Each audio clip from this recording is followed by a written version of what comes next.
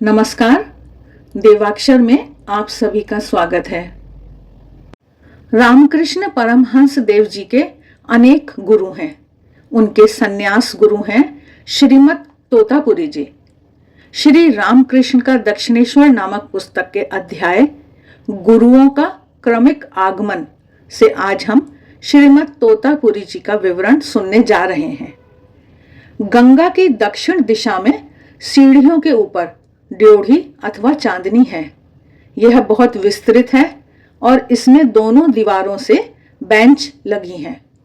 श्री रामकृष्ण देव की अपने सन्यास गुरु श्रीमद तोतापुरी जी से भेंट की रोचक घटना इसी ड्योढ़ी से संबंधित है।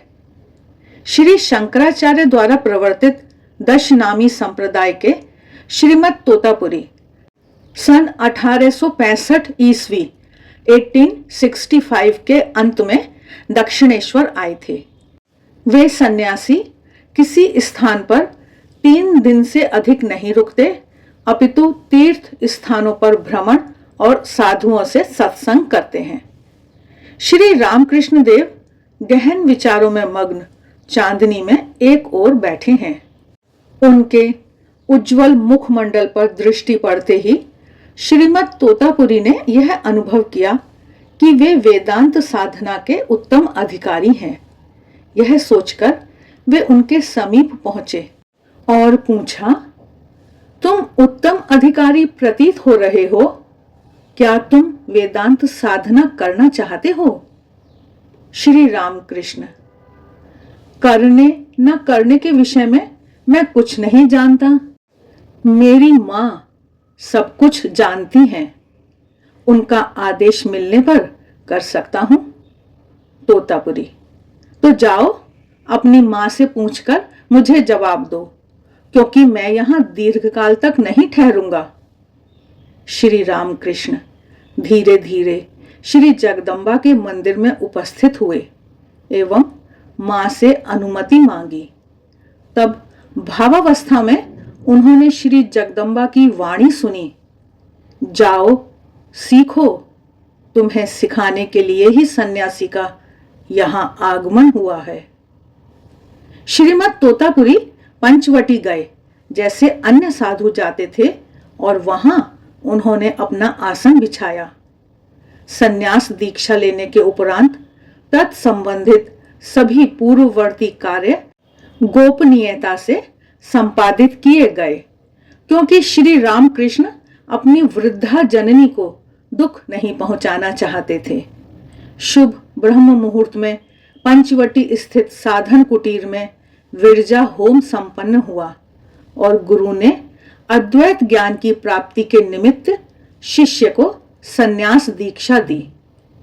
श्री रामकृष्ण देव ने परवर्ती काल में अपने शिष्यों को बताया, दीक्षा के बाद न्यांगटा अर्थात श्रीमद तोतापुरी मुझे वेदांत के सिद्धांत वाक्यों का उपदेश देने लगा तथा उसने मन को सब प्रकार से निर्विकल्प कर आत्मचिंतन में निमग्न हो जाने को कहा।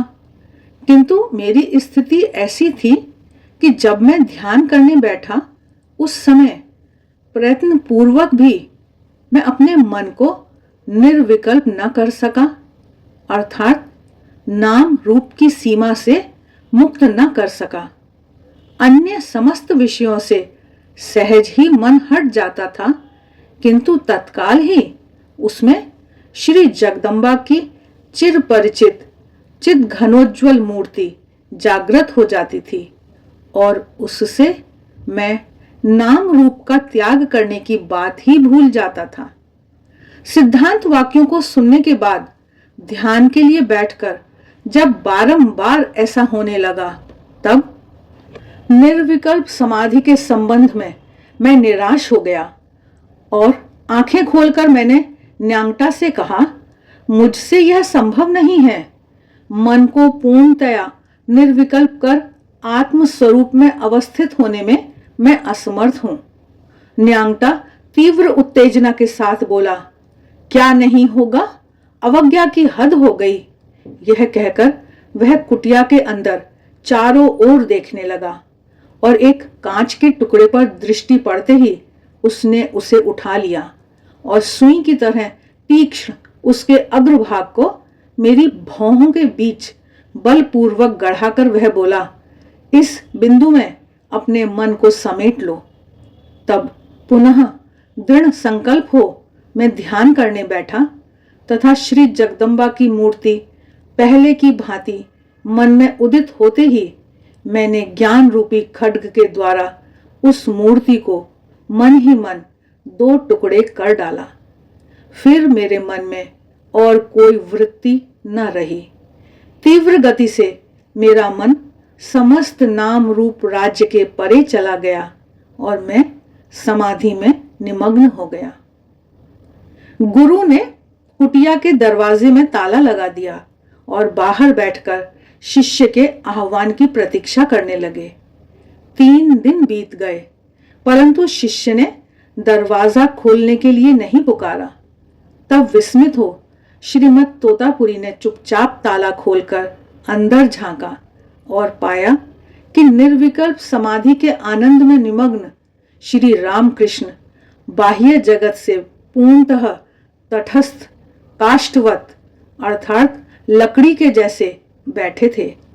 तोतापुरी जी आश्चर्यचकित हो सोचने लगे, जो कुछ मैं देख रहा हूं क्या वास्तव में यह सत्य है?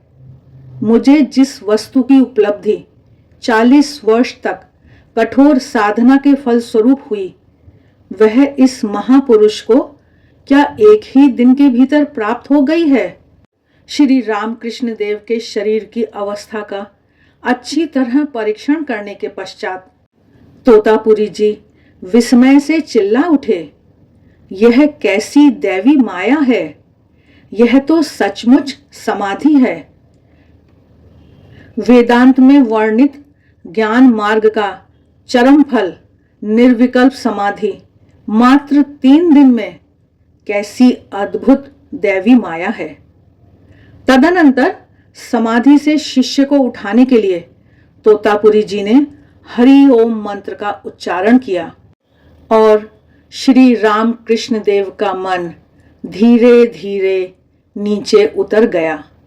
उसके पश्चात उन्होंने अद्वैत की चरम अवस्था में लगातार 6 महीने तक अवस्थान किया। श्री रामकृष्ण देव से आकृष्ट हो तोतापुरी जी दक्षिणेश्वर में 11 माह रुके। इस अंतराल में उनका आध्यात्मिक जीवन सर्वांग संपूर्ण हो गया। निर्विकल्प समाधि लाभ के बाद सिद्ध व्यक्ति की कोई इच्छा बाकी नहीं रहती, अतः उसे देह की कोई आवश्यकता नहीं होती। इसीलिए उसकी देह 21 दिन में छूट जाती है। परंतु यदि दैवी प्रयोजन हो तो सिद्ध व्यक्ति उस दैवी आदेश के निमित्त देह धारण किए रहता है। श्री रामकृष्ण देव की ऐसी ही अवस्था थी। भाव मुख में रहो। श्री जगदम्बा ने उन्हें 3 बार आदेश दिया, पर 6 माह पर्यंत अद्वैतवाद में दृढ़ प्रतिष्ठ रहने के फलस्वरूप श्री रामकृष्ण देव के मन को भाव राज्य में अवरोहण के लिए 6 महीने और लगे।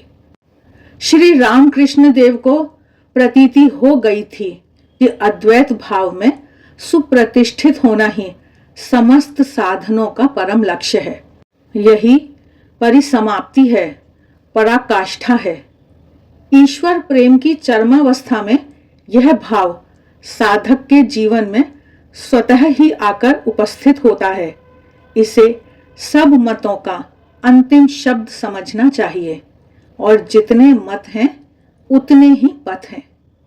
इसके फलस्वरूप श्री रामकृष्ण के चित्त में असीम उदारता का विकास हुआ और साथ ही यह सत्य उदित हुआ कि पूर्ण विश्वास के साथ साधना करने पर सभी मत साधक को ईश्वराभिमुखी बना देते हैं।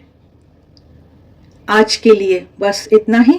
मिलते हैं फिर, तब तक देखते रहिए देवाक्षर। आप सभी की मंगल कामना के साथ नमस्कार।